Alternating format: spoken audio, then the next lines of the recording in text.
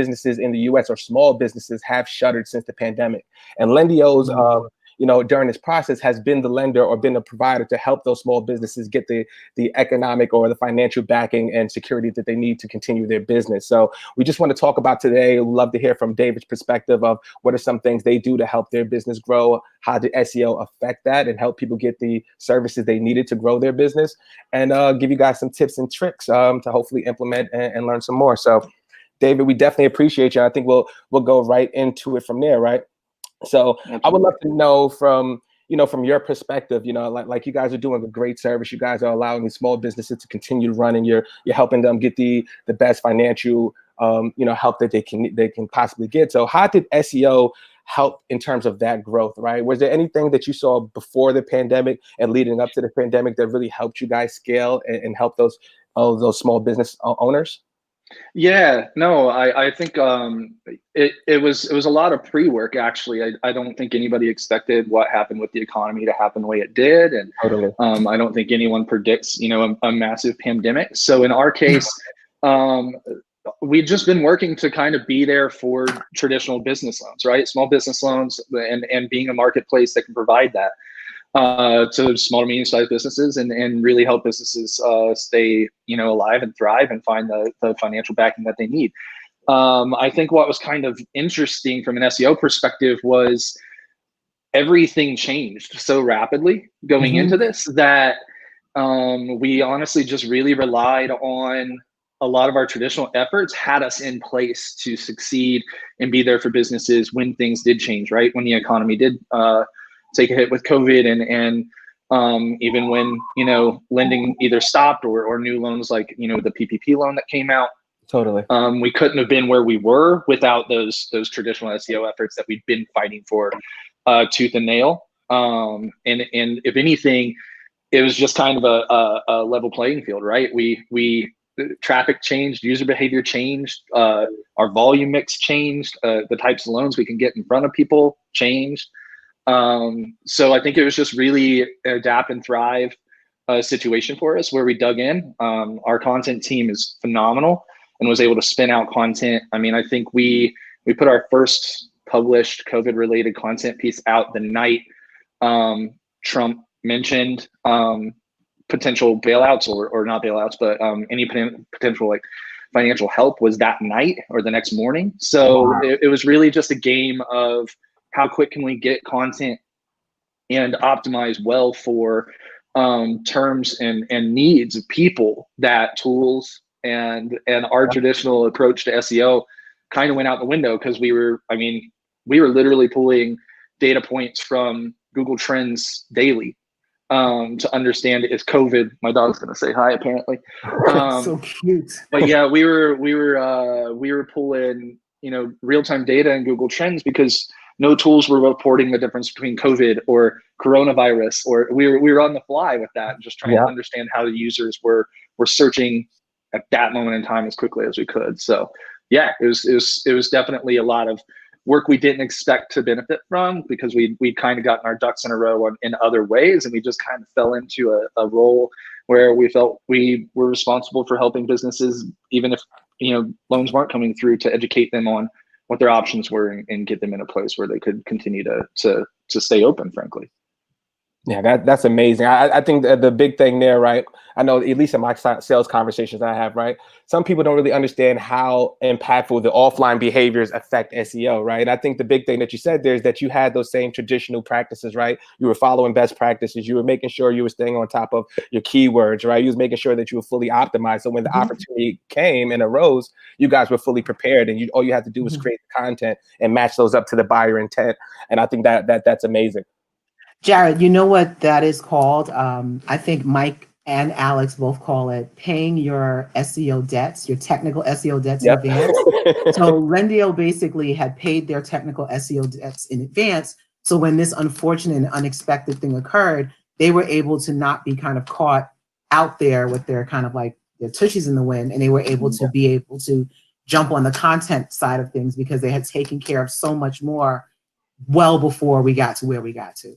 Yeah, and I think a benefit we had too was, I think in a lot of ways, because we are a fairly small team, right? And I think that I've worked in huge organizations where, an SEO team is the size of our entire marketing team. I see benefits in that, and there's scalability and enterprise level expansion you can do on that front. But if anything, we were super lucky because we had been working even behind the scenes on our infrastructure, right? We have a simple website, but building out modules within our CMS to be able to scale into launching pages for COVID and coronavirus resources. And then when PPP happened, if we hadn't kind of built the infrastructure 6 months prior, we would have been so hosed, because we would have been trying to either stand up static pages, but we were literally able to just say, cool, we're going to throw these 3 modules together in landing page experience. We're going to launch it. We're going to have it live in a day. So I think there's just a lot of that too, that if we understanding, right, SEO plays into product, SEO plays into your dev team, SEO plays into analytics. So all those were questions that luckily we sorted out over the previous year. And then when it happened, it's like, cool, this is what we're launching. This is how we're going to track it. We understand what's happening right now, and we're going to get it out rapidly. Which I think, I'm one of those people, it's a phrase I always say to individuals that I work with on the SEO front, but I see SEO as like, I want to skate to where the puck's going, where the puck's going to be, not where it's going, right? Like, I don't want to wait on the puck to get to me. I want to go to where that puck is going to get. And I think we're just in a great place to be able to adapt and kind of think that way, right? We got understanding of this is how behavior is changing. All the dots got connected, and I think that's one huge way that SEOs can thrive coming out of this is think, right? We talk about getting pages launched and building equity to things, whether you're a seasonal business, great, holidays are coming up. If you don't have content out now, good luck ranking for that unless you're a major provider, right? So that is that. I think that's a universal thing from an SEO perspective to really focus in on is think ahead, try and skate to where that puck's going to be. And if not, and you miss I still see benefit in that. You may not see full return, or you may totally miss the mark, but there's no reason to sit and wait. And in these cases, we didn't even have data to wait on. We didn't even have keywords around some of these things. So we just kind of pulled the trigger on it and saw what happened. And didn't you guys end up ranking really well? Like after SBA, you guys were like, for a while, weren't you top ranking position or one of the top ranking positions on the PPP side of things?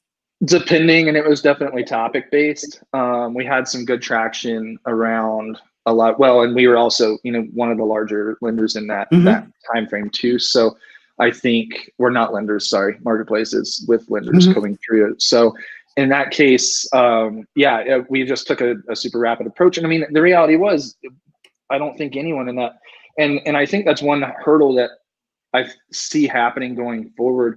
We also have our own weird roadblocks, right? One thing we saw over throughout COVID is, huge changes in SERP behavior for terms, right? So we may be ranking where we did in March for, small business loans. But prior to that, there were no news results above the fold on SERP.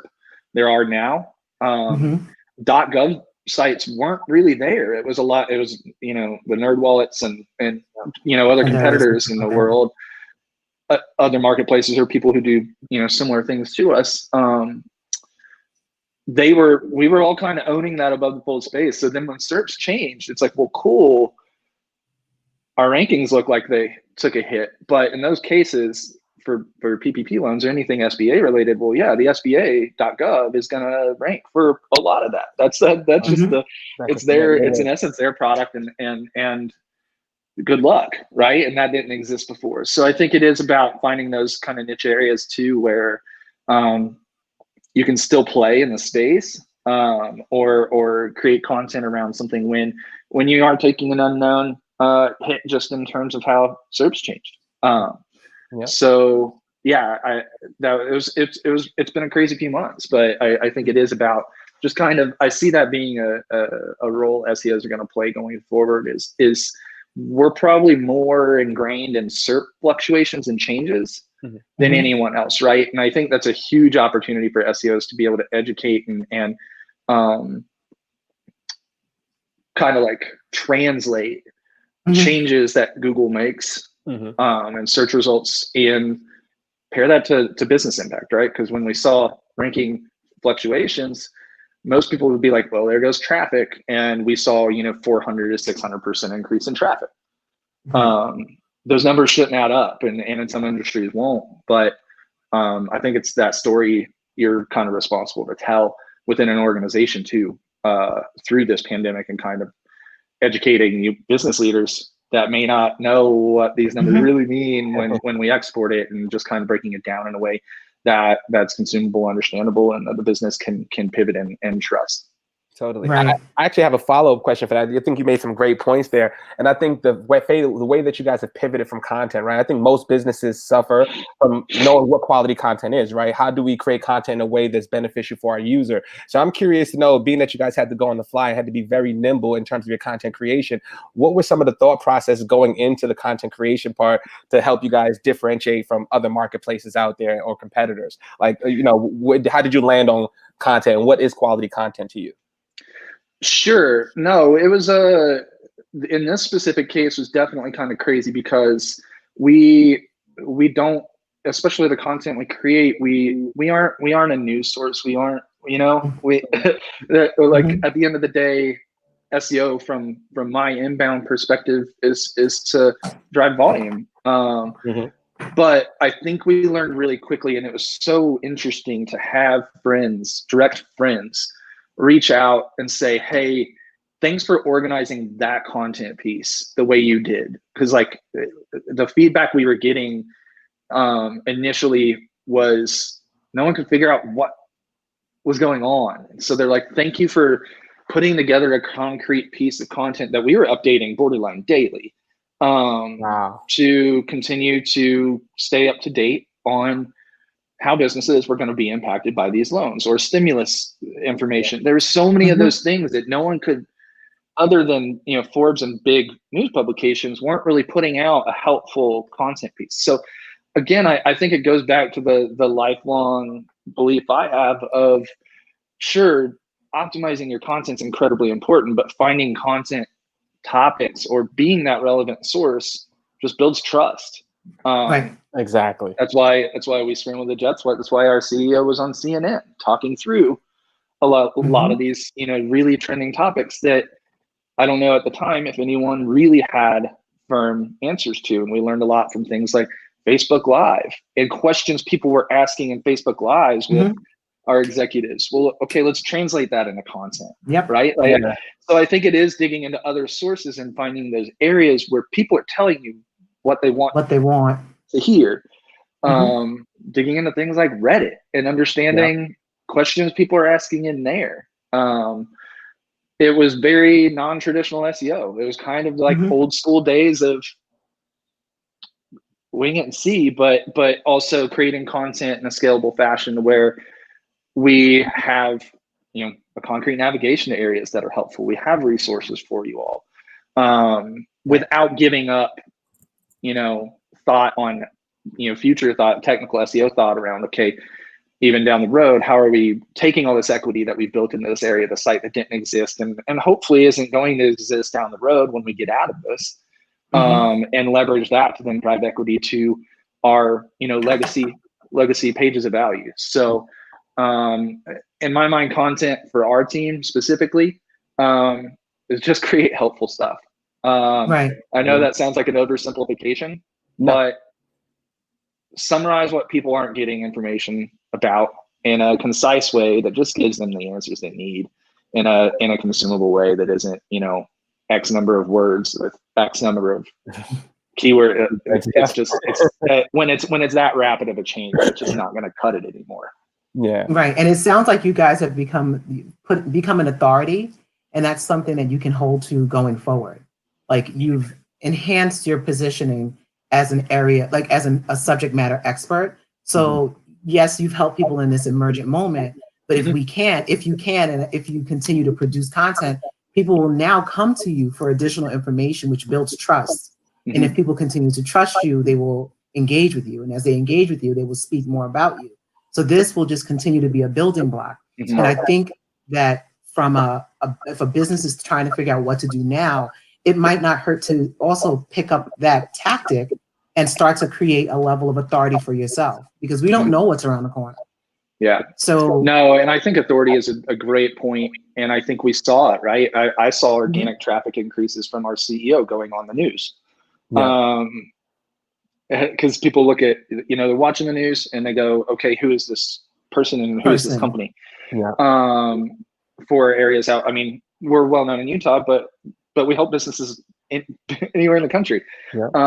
So I think I think it speaks to, the concept of eat in SEO.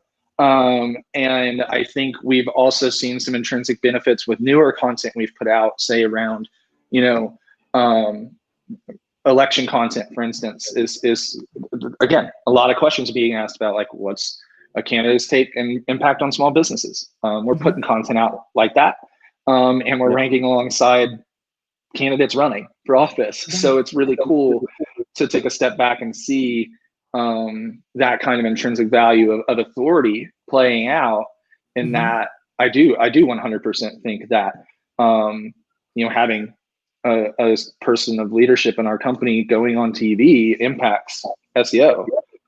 Good luck tracking that, and good luck finding that true impact. But at the end of the day, it's a all channel on deck kind of a approach, that even if we can't, either monetize or convert that content from an SEO perspective, you can do things like, co-support email, find ways of, creating micro conversions that can help other teams, and still being a support asset in that. And I think that's like a different way SEO can support businesses through this, is understanding, great to rank, great to drive traffic, but if there's a better channel that you can support and help convert, find a way to do that within your business, right? Find a way to make those assisted conversions from an SEO perspective to help the business as a whole. And I think that's going to be huge coming out of this, because I do fear some businesses, sadly, are smaller teams. And I think it's going to be that kind of like adapt or die concept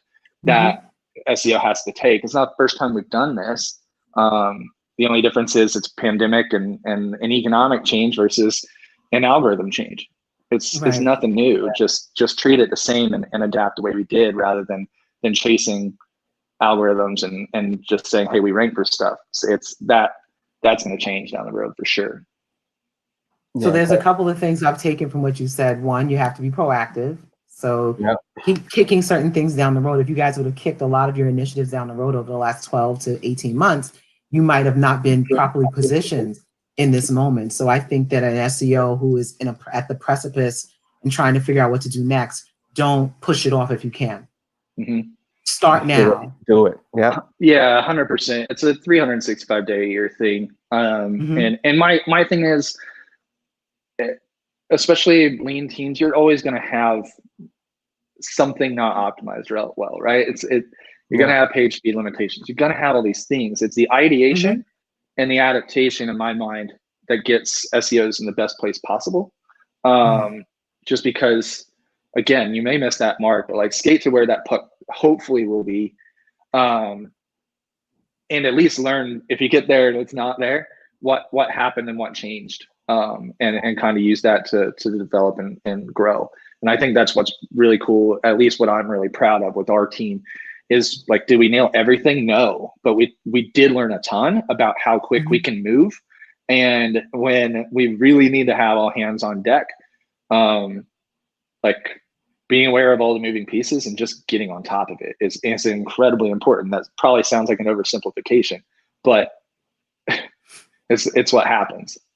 And sometimes it's just simple. It's not even oversimplified. It's just, we don't have to make this more complex than it is. This is what we should be doing, and we have to go on and do it. Don't look for some sort of qualitative equation. Just do what needs to be done in the time it needs to be done, and then reap your benefits when the time comes. Yeah, and doing nothing is going to get you nowhere. And I think that's a great point too. Is if I had just sat and looked at tools, like a lot of SEOs like to, and don't get me wrong, I love numbers and I like scaling based off of what those numbers show me. We didn't have the data. We didn't have the data. So at that point, it's either wait, and there will be people who move faster than you, and that's going to be a competitor that you could have been ahead of. I'd much rather just be the person that's like, find some point of data, even if it's something that you just are putting a gut feeling into. Find something to base a decision off of, and just, you know, make that decision and go with it, right? Totally. I feel like that's the biggest thing we learned, is like, we didn't know, we ran with it, it worked out. We could have waited, that wouldn't have put us in any better, or we don't know if it would have put us in a better position, but it wouldn't have hurt us to not move quickly. So I think I'm sorry. I was gonna say, I think the thing that you said was that you guys listened to the audience, being that you didn't have the data. I think that was one of the important things that you said about 5-10 minutes ago. The fact that you guys were utilizing social to go live to your audience, just to be helpful, just to understand, like, how are you dealing with the problems? Like, how severe is it, right? What's some of the things you want to know from us, right? And that helped you guys develop that content in order to be helpful, being that those data points weren't there. So that's something I definitely think people should be taking away. Listen to your audience, listen to your consumer, and deliver that content. Make sure that, you know, obviously you're optimizing some of those best practice things to make sure you're visible, but listen to your audience. I think that was something that was crucial, as well as your C-level being out there and putting themselves out there. A lot of C-level execs don't do that. And I think that was one thing that really helped accelerate you guys. Yeah, and I mean, that's our leadership. Like, one of our core values is literally be the CEO of your business, and in my case, SEO is my business. And I think we all kind of get that from our leadership team. But it lets it work, right? I'm able to then dig into numbers that I start seeing and work directly with our content team or dev, or see a problem, and not have to go through 5 developers to fix a page that we rapidly launched that maybe had a kink. Like, and it's just how the business works, right? Is being able to just say, that isn't the way it needs to be, fix it the first time, and just move on and keep doing that. So yeah, it's something within our org we do. It's something I've always tried to, on any team I've ever been a part of, is SEO still going to come down to some gut reactions. It's just a matter of general SEO optimizations you have to do just to be in the game. That's not going to change the game. What's going to change the game is listening to your audience. What's going to change the game is understanding how this happened, and kind of like having, again, all hands on deck, doing research, understanding questions people are asking, what's ranking in what formats. There's tons of those things you can just do. Make it easily navigable. We completely redesigned our homepage for part of our business at this time last year. Net didn't even exist. And that's a big change to make, but it's what's best for our customers. So make it easy for them. Because people expect it to be easy, because if it's not easy, they bounce. Just like and you start to see those bounce rates going up. They're just gone, looking for another easy, fast way to do whatever it is they need to do. So if you're able to make yourself sticky, useful, and informative, it's a winning combination. Because they found you because you ranked. And then once they got to you, they were able to navigate pretty easily. You gave them what they needed to know. And then you were able to walk them through the process. So that's just like a winning strategy across the board. Absolutely. Yep. Yeah. You guys did a good job. I'm biased though. I'm quite biased, so you can't listen to me. No, I would say the same. I definitely think you guys did a great job in terms of how you guys adapted and stayed nimble. Like, most companies would just say, hey, this is how we've done it. This is how we've been successful over a number of years. And that could have had such a negative effect on your business and the company as a whole. And I just think it's amazing that you guys were able to just shift like that. All hands on deck. Let's figure it out. Let's decide on this one thing, or whether it's content, let's talk to our audience and let's just get it out there. And then you guys are helping people, right? You guys are helping the economy. You're helping small businesses, right? 1 out of 5 disappeared. That's devastating, right? Devastating for people who put in their life savings and all their hard work into this. So it's such a messed up scenario that the economy and country is in. But the fact that you guys were able to be optimal and help people there, definitely kudos to the entire company. Yeah, and I think something you just touched on is really important, is optimism in all this. And I know that's a silly thing to say, but I feel like I saw something on Twitter the other day about someone who is doing a home renovation, and he's an SEO, and he's like, I've never been so mad at my own industry, because he's like, it is impossible to find a handyman without going through some sort of lead sell-off or some sort of third party where, you know, when you're looking at, you're like, I'm going to get called back by 75 people, 2 of which might actually be able to help me. Right. And it was kind of his rant on just like, not negativity of SEO, but like, we've all had that mindset of just like, we have to convert this. How, you know, like, we have to rank, we have to drive traffic, we have to do something with this. And that sometimes can be insanely off-putting, right? It's like, give us your information. It's like, that's like, time out. Like, ask for my number before you take me on a date, you know? Like, I was gonna say, before you buy me a drink. Yeah. Like, and I think it's that concept that we very much try to stay in. We're staying positive. We're going to continue being optimistic for businesses, because frankly, they need to know that there is good opportunity in this, right?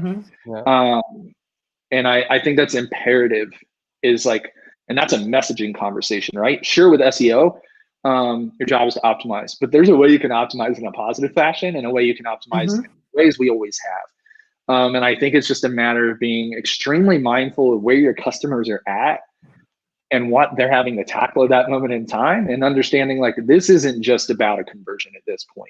And I think that's something we kept very front and center in our strategy through a very touchy few months of economic chaos, and even within the lending space, some crazy changes, and just continuing to be that positive voice that says like, okay, we know it's hard, but there are options.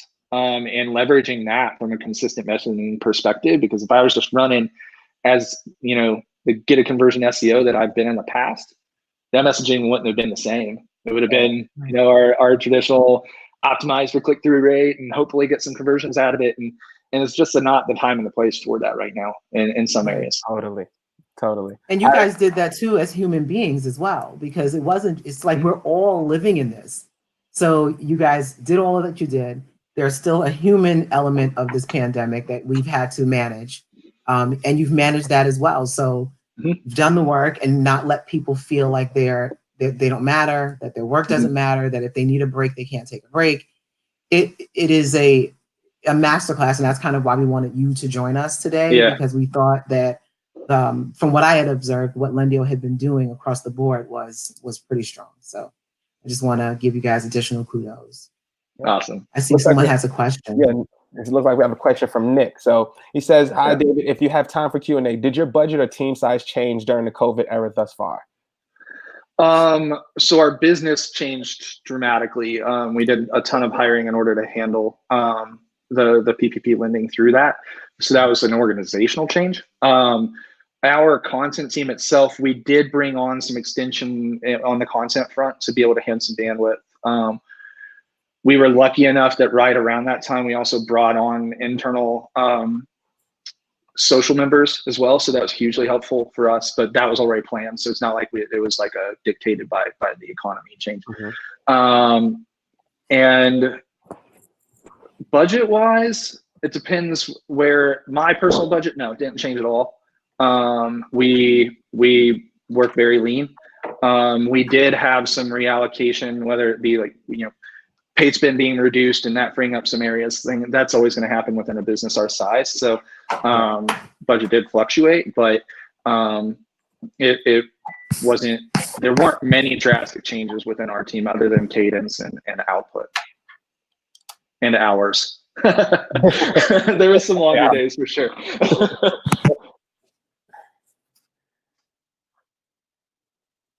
That's it. That's what you have to do. But great question, Nick. Thank you again for joining us. And as we're at our time now, I know you're super busy, David, and I don't want to keep you too longer. But I'll just say thank you again for the conversation and sharing these gems with us, and kind of letting us into the process of what you guys have done to help scale your business and let us know more about Lendio. So we really appreciate it. We'll definitely do this again in 2021 when hopefully everything is over and we'll have a different conversation. Let's do a post-mortem of COVID and all of this on totally. 21, and hopefully it'll be fingers crossed. Interesting case studies to walk away with on it. So yes, anytime you're in New York, we're definitely going to have to link up with you, David. We really appreciate you. Yeah, we've got an office in New York. I gotta come out and meet some of those guys as well. So maybe I'll make that happen once we don't have to, quarantine for 14 days on the plane.